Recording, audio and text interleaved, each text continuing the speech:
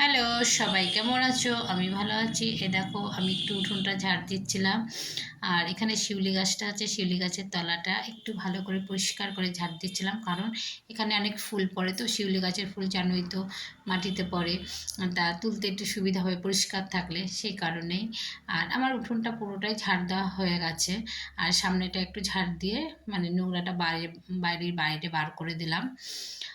আর আমি দেখো বড় একখানা ঝাঁটা নিয়েছি, কারণ ছোট ঝাঁটা নিয়ে আমি মাজা নিচু করে ঝাড় দিলে খুব মাজা যন্ত্রণা হয়। সেজন্য এরকমই একটা ঝাঁটা কিনে নিয়েছি। এখন অনেকেই দেখি এই ঝাঁটাতেই, মানে লাঠি দেওয়া ঝাঁটাতেই ঝাড় দেয়, তাই আমিও একটা কিনে নিলাম। তাতে আমার একটু সুবিধা হয়, সেজন্য। আর এদিকে ঝাড় দেওয়া প্রায় আমার হয়ে গেছে। আর এই দিকটা একটু পরিষ্কার বেশি করছি, এদিকটা একটু ফুলের গাছ ফাছগুলো আছে, তো ওর জন্যই মনে হচ্ছিল ফুল তুলতে আসলে জায়গাটা একটু পরিষ্কার থাকে, ভালো লাগে, সে কারণে। আর সারা বাড়িতে তো দেখছো ঘাস হয়ে গেছে আবার। অনেক ঘাসগুলো তুলেছে, কিন্তু তারপরেও আরও ঘাস হয়ে যাচ্ছে। এই ঘাসগুলো আবার তুলবে। আর এদিকে দেখো আমার ছেলে মাঠে দৌড়াতে যায় ভোরবেলায়, ওখানে দৌড়ায়, ব্যায়াম করে। ও বাড়ি এসে, ও কোনো দিনই উঠোনে এসে ব্যায়াম করে না। তা আজকে দেখছি হঠাৎ উঠোনে দাঁড়িয়ে দাঁড়িয়ে ব্যায়াম করছিল। তা আমি আবার একটুখানি ভিডিও করে নিলাম। ও যেই আমাকে দেখেছে, একটু লজ্জা লেগে গেছে ওর একটু। আর ও তো উঠোনে করে না, ওর জন্য এদিক এদিক একবার বারবার তাকাচ্ছিল। আমি ওকে অনেক বলি, তোর মাঠে যাওয়ার দরকার নেই। এমনি সময় আমি বলি, তুই তো বাড়িতেই তো ব্যায়ামগুলো করতে পারিস, আর থানার মাঠে গিয়ে দৌড়াতে পারিস। ও যায় বেজপাড়ার মাঠে দৌড়াতে। তা ওখানে সবাই ওর বন্ধুরা থাকে, সে কারণেই ও চলে যায় বেজপাড়ার মাঠে। ওর অনেক বন্ধু আছে ওর ওখানে।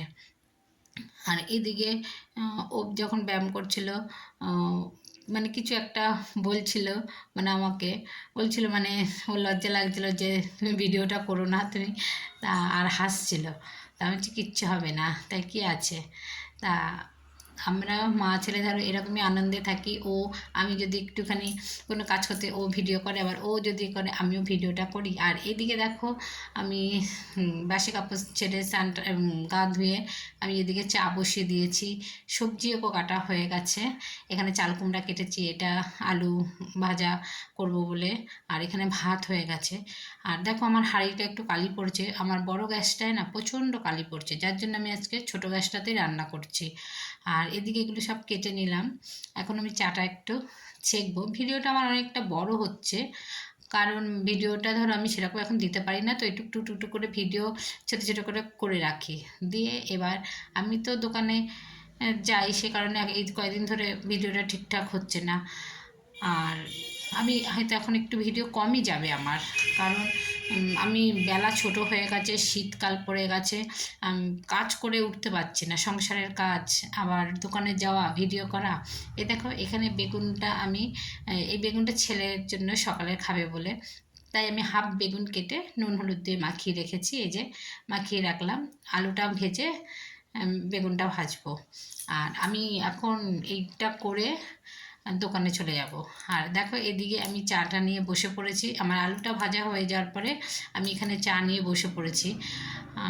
চা, আর আমার রুটি ছিল, সেই রুটি আর পাউরুটি নিয়ে এসেছিলো, আমি সেখান থেকে, আমি যেহেতু পাউরুটিটা আমার খাওয়া বারণ, সে কারণে আমি হাফ নিয়েছি পাউরুটি নিয়ে। আমি হচ্ছে সকালের খাবার খাচ্ছি।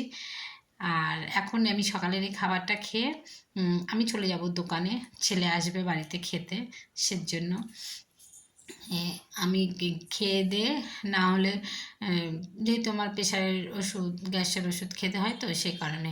আর দেখো এদিকে চাল কুমড়োটা আমি কেটে, ও লঙ্কা ও কেটে রেখে দিলাম। কারণ চাল কুমড়োটা আমি করে আমি 11টার সময় যাব দোকানে। সেই জন্য, যে চাল কুমড়োটা করা থাকলে না অনেকটা টাইম লাগে। আর তারপরে আমি দোকান থেকে এসে আমি রান্না কী করব, আমি আগে পার্লারে চলে গেছিলাম।